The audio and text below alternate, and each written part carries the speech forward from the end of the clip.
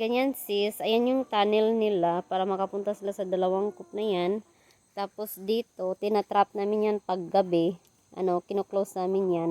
Kasi ito kasi nilalagyan namin. So, safe siya dito kung may mga predator. Then, yan yung duck namin. Bago lang namin yan. Tapos, ito yung grow up cage ng rabbit. Ayan. Pag yung baby malaki na, ilagay namin dito para hindi mabother yung mother. So, ayan sila. It's very relaxing. That's Whitey. So, ganyan lang sis. Mataas talaga yan.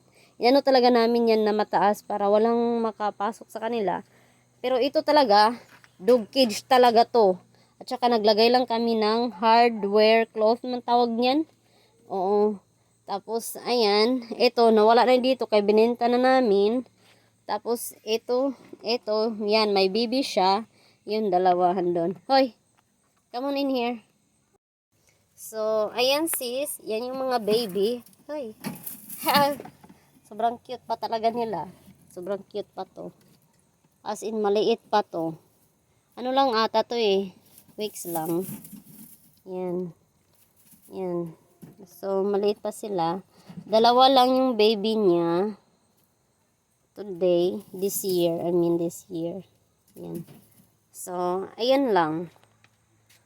So, pag winter, pinapasok namin sila sa sa shed.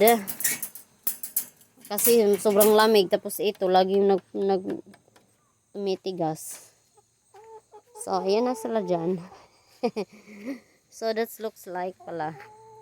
Para makita. Ayan.